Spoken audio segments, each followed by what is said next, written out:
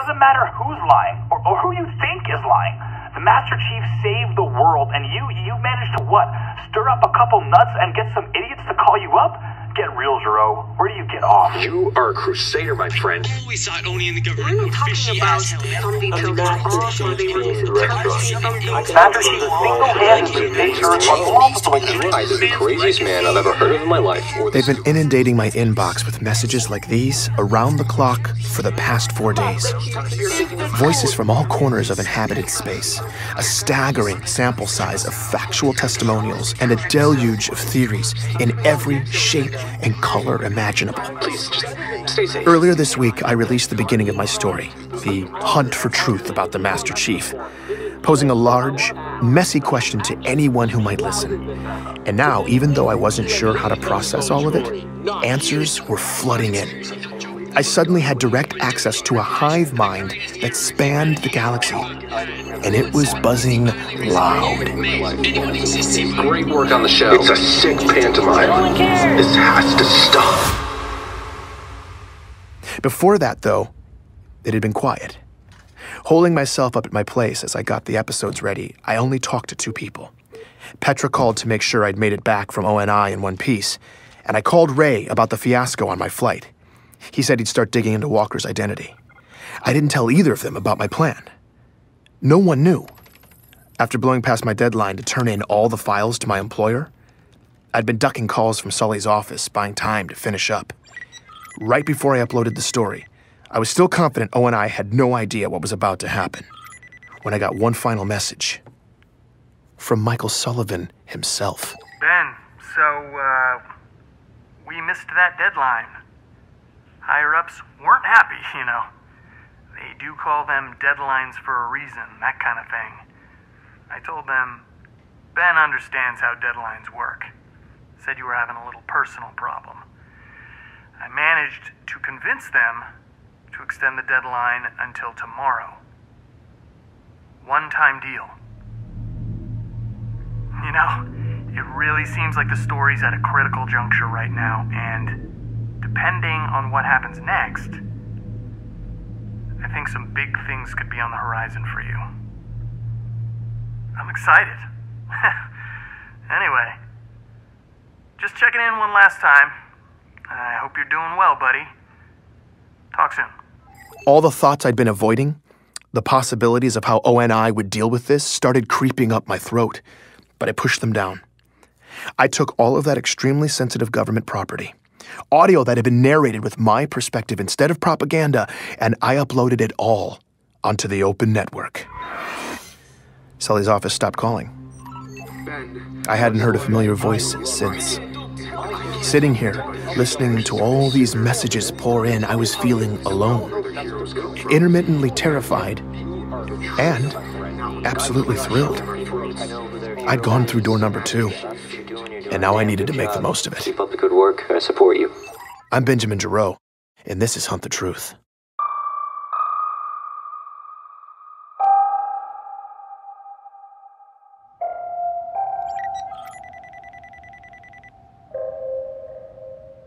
You call the chief a traitor? You're the traitor, you mouthy pig. Do the galaxy a favor, sign up for good, strip naked, and jettison your treasonous ass out into space. Journalists. Oh, I bloody hate journalists. It was fascinating, and often bewildering, to listen to everyone's theories on the truth. But I've been way more excited to use all this feedback to figure out the facts, this rat's nest I'd been left with. Message after message confirmed what Ellie had said. Every outer colonist who'd heard this story seemed to agree. There were no insurrectionist abductions in John's city. There was no boxing on John's planet. And yes, glassed planets have bad records. Taken together, all these messages were starting to give me a clearer picture. Between the witnesses I'd been provided and all the central government records, one thing was clear. ONI was telling an elaborate lie. But why? To cover up what? Listeners had clearly drawn the outlines of this fiction, but the most resonant takeaway from all those messages was something else. A strong indictment of one person.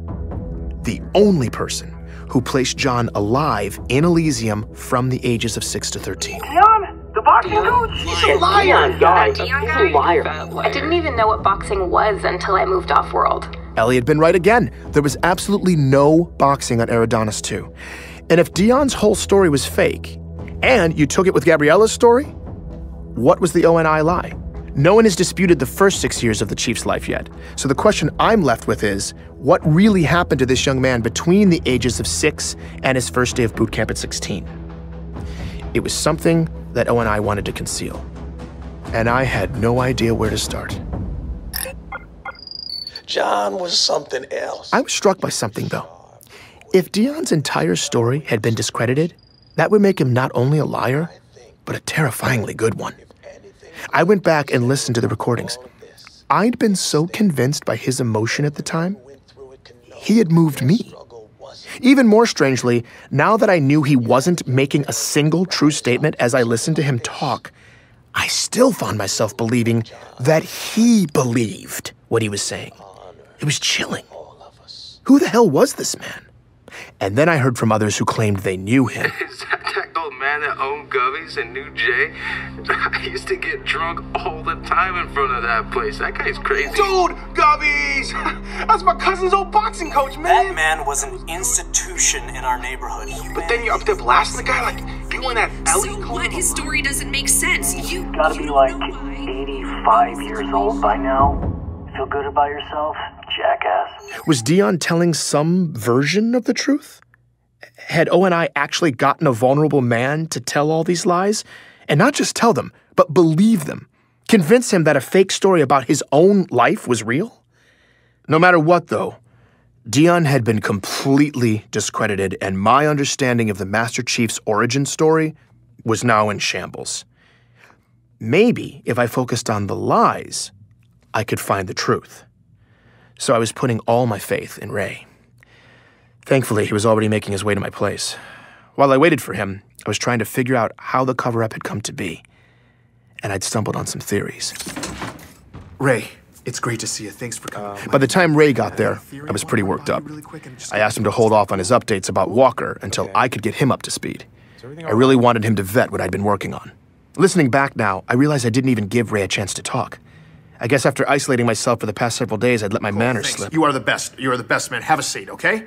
Do you need help? Ray was trying to figure out where to sit. Apparently, I let my housekeeping slide a bit, too. Okay, okay, this doesn't need to be here. Now, simple question. What do I know about the Chief's origin story? Ben. It's this.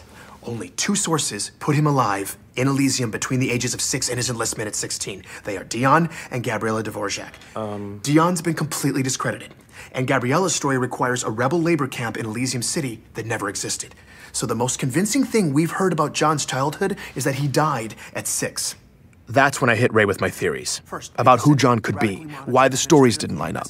I'd even reverse engineered my own version of an ONI cover-up, and I hit every last detail. And you control the journalist. So even if there was a loose thread, no one you'd ever hire would have the slightest idea how to find it in the outer colonies.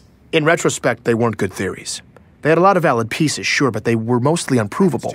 And by sharing them with Ray, I was only adding more confusion to the mix. Ray was extraordinarily patient with me, sitting there, listening. It all brought me to one crucial, completely unreasonable research request, at which point Ray looked like he'd been hit by a tornado. Would it be possible to access the Master Chief's genetic profile and John's parents' genetic profiles for medical records and compare the two, without drawing suspicion? What? Ben, I'm sorry, man, but I really can't help you anymore. What? Why? I just came over to give you this information. Walker totally checks out. Full military records.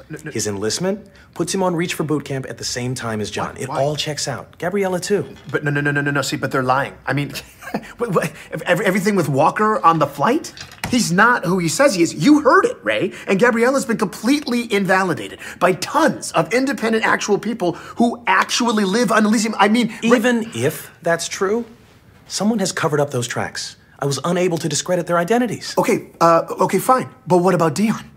All the messages, people who knew him? Ray, the real guy. ONI must have completely preyed on some poor senior citizen, and I mean... No, Ben. Wait, what is that? There was a noise coming from just outside my door. Ray turned pale. My heart started pounding. I think somebody's out there. Ray was completely frozen. I had no idea what to do. I was debating between turning off the lights and hiding or jumping from the bedroom window, and we ran out of time. Oh, You whoa, wait. line, Ben. No, wait, Petra. You didn't think I'd find out, huh? Petra. God, You recorded me? What? When I was helping you? God, you wormy bastard! Oh no, Petra. No, I'm sorry. I didn't even think about it. You didn't even think about it? No, I didn't. I just. So you pointed your sit down, Ray. Okay. So basically, you pointed your compad at my face, and you weren't really thinking about it. Now you know, as well as anyone, Ben, that you can use someone's words to destroy them. In that way, isn't your compad kind of like a gun? Oh wait, I have a gun. Okay, it's right under my jacket. What would you think if I took it out and pointed it at your face? Please don't. Would you want me to be concerned about what I did with it? Yes, but Petra... But what if I'm not? Ben? Maybe I'm just not really thinking about it. I don't really know. Maybe I put it away. Or maybe I'll upload an incriminating recording to the galaxy! I'm sorry, okay? I'm sorry. And let me guess, you're recording right now too, aren't you? Yes, but... You little... Whoa. Seriously, Ben? Yes, what do you want me to do? Not record us? Erase what you have? Okay, but I need it for the story. I should actually kill him. Oh, come on, Petra, don't be dramatic. Here's the deal, Ben. I'm gonna leave your house now, and I'm gonna go home. My gun will stay holstered, but I always have it. And if I ever see your face again, I will immediately shoot part of it off. Got it? Petra, I'm sorry, okay? I never should have done that. It was stupid. And you're right, I didn't have the right to record you without asking. I never should have kept either of you in the dark like that. I know. No, Ben, you don't know. You have no idea. You don't see how much of a massive liability you are to every other human being around you. God, I told you this already. You're sloppy. Look, I realize I'm a little out of my depth here with a lot of the technical stuff, but Ray takes care of that part. Nope, no I don't. And Masaq told me how to secure my lines. I've got it covered. Ben, Masaq is probably listening to us on your compad right now. No, he's not. Masaq, are you there? Hi, guys. See? Unbelievable. Masaq, how long have you been listening? Oh, I just hacked in a few weeks ago, so I could probably secure the line for you. You do it so wrong, and I just kind of left it open. Well, that's comforting. Well, at least we're all here now. We're all here? What do you think this is, Ben? Is it summer camp or something? No, but we're... Ben, this is real life. And you're poking the hive. I'm leaving. Yeah, me too. No, wait a minute. You guys, wait. What else have you been doing that I don't know about, Masaq? Oh, just little stuff mostly. Rerouted some rogue monitoring bots, scrambled some drone surveillance, just little stuff. Oh, I also crossed some flight itineraries so you'd run into that Walker guy, You did that? Wait, hold on. You hacked into Oni and overrode one of their travel protocols? Yep. Oh, Masaq, you're a beast! Seriously? But you're a nudge guy. That's active intervention. Why'd you do it? Well, I was contacted last week by someone about this whole thing, but before I told you about it, I wanted to set up you and Walker so you could see Oni panic, so you'd have a choice. A choice? Well, I have some professional standards, man. I can't just refer anybody. I have a reputation to maintain. Who contacted you? Well, this Contra I've been hearing about for a while, but never spoken to. Pharaoh? Who's Pharaoh? Okay, well, that's definitely my cue to get as far away from you guys as possible. Good luck with your whatever this is. Right. Petra, come on. Who's Pharaoh? No, you don't understand. This was already a mess, and now you have no idea. Right now, at this moment, everyone in this room has a chance to walk away and cut ties. Even you, Ben. Just stop. But what if Pharaoh can help expose what they did to Dion? We don't know yet, okay? It's just... Ben, I'm leaving. I can't be here. But look, I never finished telling you. I looked into Dion, too. And? Who's Dion? The first guy I interviewed. Sully sent me to him, and everything he said was wrong. But, like I said, Ray, I found out from multiple sources that he was a real guy. So it's... Yeah, he was. What? Ben, Dion died 7 years ago. What do you mean? I don't know who you were talking to in that interview, but the boxing coach he was pretending to be is dead. That was a smoking gun. Dion had been a person to me, right in front of me, a real person. This wasn't possible. I was stunned. I hardly noticed when Ray bowed out and left. do what you want with the recording, man. Thanks, Ray. They constructed him. Who was I talking to? I don't know. Well, what should I do? Find the proof. No, Ben. No, it's fine. Petra, you should go too. You're right. You can cut ties. I totally get it. And I'll erase this recording too, okay? I promise I won't... Keep the recording, Ben. Petra left. And I totally understood. This wasn't her problem. Or Ray's either. It never should have been. So, what's happening now? I need to speak to Pharaoh. How do I get in touch with him? Actually, don't worry. She's about to get in touch with you. Please join me for the next episode of Hunt the Truth.